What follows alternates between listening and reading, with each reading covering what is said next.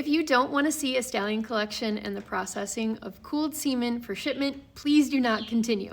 Most people never get to see what actually happens after stallion collection. So I really was excited about having the opportunity to shadow my vet through the entire process.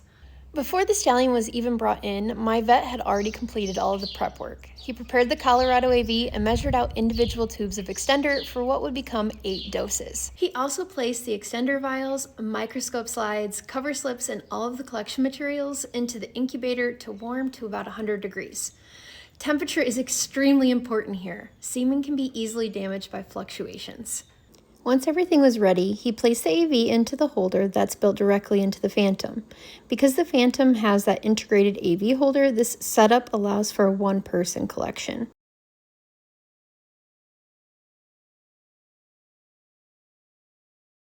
This works well for experienced stallions. Less experienced stallions often do better with a two-person setup.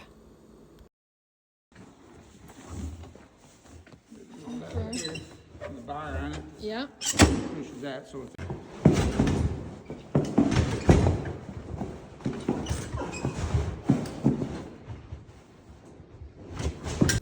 The cone attached to the end of the collection bottle is used before, during, and after collection to help maintain temperature and protect the semen from light. In this case, it accidentally slid off after collection, and I quickly grabbed it. Once the collection was complete, he brought everything into the lab. He first removed most of the water from the AV. Then he unclamped the collection bottle and removed the filter, which did contain some smegma. Since this collection was for his own mares, it wasn't a major concern, but he explained that proper stallion cleaning beforehand helps ensure the cleanest possible sample.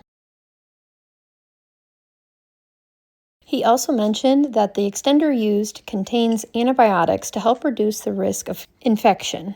Next, he pulled a sample of semen both before and after adding extender to evaluate it under the microscope. He explained that he's looking at motility, specifically how many sperm are moving progressively forward versus those that are moving in circles or not moving at all. 5 or 6 ml semen in there. It is pretty concentrated usually. Okay.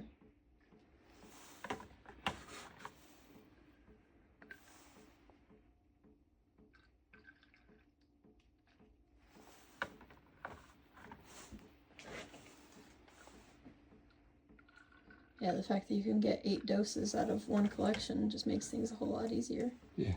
You don't have to live cover. Once the semen was extended and divided into doses, he double-checked that all of the vial caps were secure to prevent any leakage during shipping. Don't have a full box of them, or a full 4. Then I'll stuff paper towels in it to kill the dead space. Sometimes they say that can affect the temperature change and all that, because there's more dead space. I don't know if it's that big a deal, to be honest with you. But he packed 4 vials per container, added a paper towel to help absorb any condensation, and then placed the cooling packs on top before sealing everything up. you gotta be careful when you freeze them if they get too far out of shape. They don't fit in the box. Then they don't fix well, so the top doesn't go down tight. Makes sense. But that had happened. Those are good. I found you put them in what I call upside down, they fit Okay. better Than the other way around. Yeah. So I'm just taking the liner out, the part that gets contact, the stud and dirty. Okay.